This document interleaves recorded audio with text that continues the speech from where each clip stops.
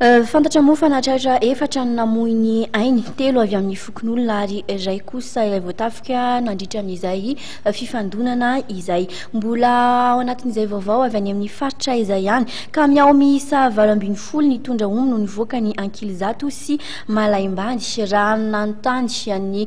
tany an-toerana moa ireo zanaky Menabe mahakasika ny hivoahan'ny reto omby reto dia nilaza ny ben'ny tanàna Ankilizato tamin'ny zanaky ny Menabe fa sakafo ho an'ny mponina Antananarivo ireo omby ireo mametra-panontaniana hatrany nefa ireo zanaky ny Menabe hoe makaiza avokoa ireo omby 12 ka miao ireo raha izay raha tambatra moa dia mahatratra eo amin'ny 2 sy 400 isan-kerinandro eo ny omby mivoaka any Menabe koa mangataka amin'ny tompona andraikitra mba hijery akaiky anyty tranga ity izy ireo fanazavana.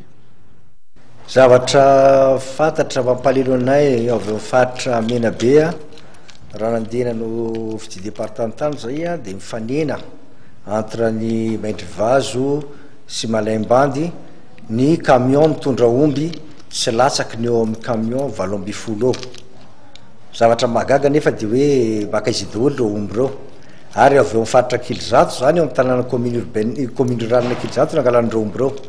raha tonga tao Ankilizato zay dia nanontany ben'ny tanàna hoe maka izy ireo omby ireo dia nanazava ny ben'ny tanàna Ankilizato fa hoe reo omby alainy zareo amin'ny camion reo satria manao passeport reo amin'ny tanàna Ankilizato dia sakafona Antananarivo ary mampieritreritra anay satria ny tenanay zao mipetraka eto Antananarivo ihany koa na dia mipetraka any amin'ny faritra ara mahagaga fa hoe ny 12 camion ny omby ve laniny eto Antananarivo daholo isan'andro ka manaitry ny tompona andraikitra zay isasokajany satria atsika efa mametraka hoe tsy azo ondra ny omby makany ivelany ary reo omby reo ve mba fantatry ny tompona andraikitra eto Antananarivo fa miditra eto Antananarivo daholo reo omby 12 camion isan'andro reo zay ny mahagaga anay satria ho tapitra reo omby reo ary zay manome vahana an'ireo mpanao ratsy zany raha ohatra ka tsy hisy balizy ijery an'ireo omby reo le voaka ao tanàna Ankilizato reo satria na ny afaritra Belosurtsiribina zany manatitra omby ao tanàna Ankilizato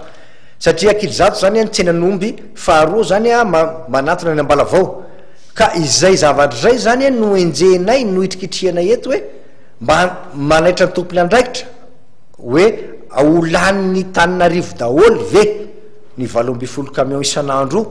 avy any Ankilizato ka zay aloha mahazanaky ny Menabe anay dia lasa ihany sainay hoe olona ntaminga ny omby io raha izany ary manome vahana ny malaso zay zavatra satria malalaka ny tondrany omby makaty Antananarivo